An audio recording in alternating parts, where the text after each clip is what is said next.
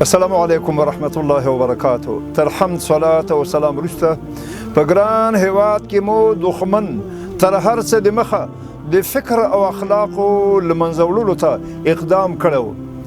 فکر او عقیده او اخلاق د ملتونو د یووالي او ژوندون وسیله ده.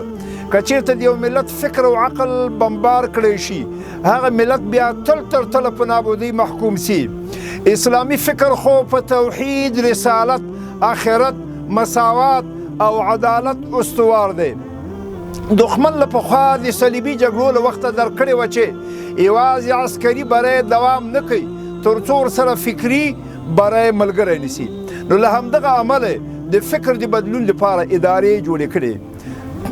دې ته په نوې اصطلاح کې غزو فکري او یا فکري جګړه وایي.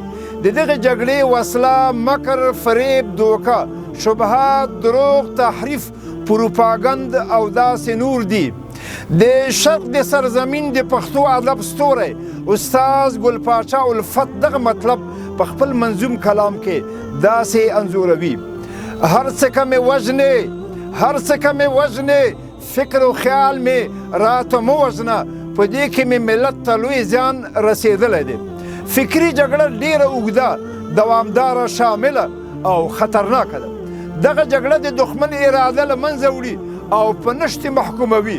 فکري فعالیتونه په ټپه دروي، سیاسي فعالیت کوڼ او ړوند او افکار بې هدفه ګرځي. په نتیجه کې استعمار په لاندې چارو لاس پورې کوي. اول په ټولو امکاناتو او وسایلو سره د عامه ذهنیت خرابول. دویم د ازادۍ او دیني قضیې نه د خلکو زړه تورول. دریم د انقلابینو بدنامول او بېلارې کول. همدغه پلان د روسانو ته وتلو او د کمونیستي رژیم ته نسکورېدلو جهادي ډلو ته سره کړل او ګمان یې کاوه چې موږ د غرب او شرق دسیسې شنډوو، په داسې حال کې چې دوی پخپله د همدغو دسیسو ښکار وګرځېدل. تیر مهال د استعمار پلان دا و چې عربي او اسلامي نړۍ سره جلا کړي. په سوریې او عراق کې د بعث ګوند استعمار رامنځته کړل. همدارنګه په مصر، لیبیا او نورو عربي هیوادونو کې عرب قومي غورځنګونه در واخله.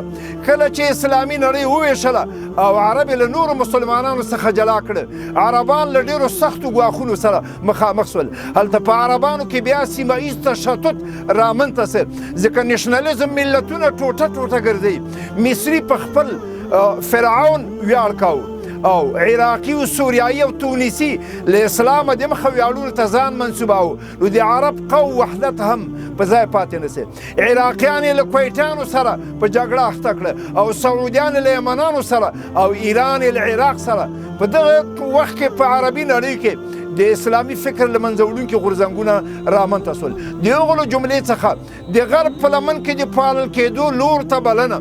لویدیځ په اسلامي نړۍ کې رهبران او ستر شخصیتونه د لیکوالۍ، سیاست، فکر او ادب په ډګر رامنځته کړه. لکه په مصر کې طه حسین، قاسم امین، سلامه موسی، احمد لطفي او اسماعیل مظهر دي. د اسلام توره ارتجا بلله او لویدیځ تمدن یې رڼا او انسانیت ګاڼه. د اسلام تیر تاریخ ته په سپکه کتل او هغه ته یې د ګډوډیو، شخړو او وژنو تاریخ وایه او نوی نسل یې په سیکولر او لادینه تصور روزل. د تیرو تمدنونو لکه فرعوني په مصر کې، اشوري او سومري په عراق کې، فنیقي په لبنان کې، کنعاني په فلسطین کې دوباره ژوندي کول. مصریان په فرعون ویاړي، مجسمې جوړوي.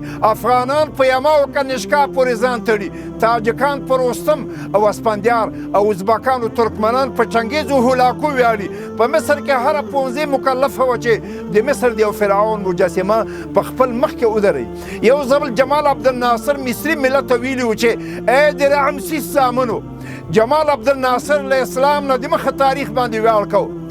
د دیني مدارسو د نصاب بدلون، د دیني عالمان له دولتي دندو محرومول، د خلکو خیرات او وظیفو ګدایي ته کېنول. همدغه کار یې په افغانستان، هند، پاکستان، بنګال، مصر، تونس، الجزایر او المغرب کې سر ته ورسو. په عربي ژبه هجوم او حمله او د استعماري ژبو ترویج.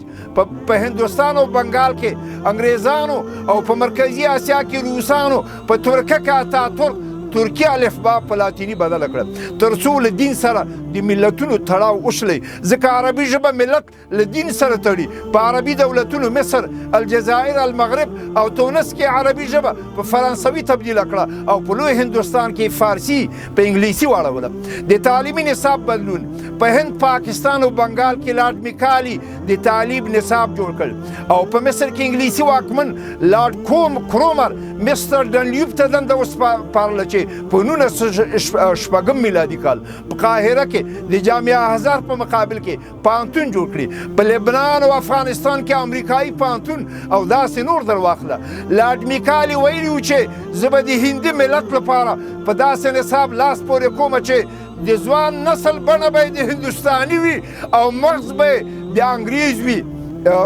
چې له انګلیسي ژبې سره به مینه لري باور به پې کوي او په انګلیسي قانون به باور لري او د نفوذ لپاره به کار کوي فکر او ادبیاتو ته د لادینه مسلک واردول د راډیو تلویزیون مجلو اخبارونو ته بېدیني نه نویستله په اسلامي هیوادونو کې نصرانیان یهودیان په رسنیو واکمن دي د عامه رایې په بدلون کې راډیو تلویزیون ستر رول لري دوی خپلو ایجنټانو ته له همدغه لارې رشد ورکوي په افغانستان کې د ظاهر خان په دور کې د پرچم په جریده کې باریک شفیعي په لینین درود وایي د نور محمد ترکي په یو ناچیزه ناول لیکلو روسانو $50,000 د لینین جایزه ورکړه د لویدیځ ناوړه افکار لیکوالانو پوهاندانو په اسلامي نړۍ کې ښکته پورته کړل په سینمایي فلمونو کې د دین توهین کېده د رسول الله مبارک د توهین لپاره د مرد نوزانه او د یوسف زلیخا فلم د ظاهر خان د باچاهي په دور کې نندارې ته وړاندې سو اوس هم په پاکستان بنګال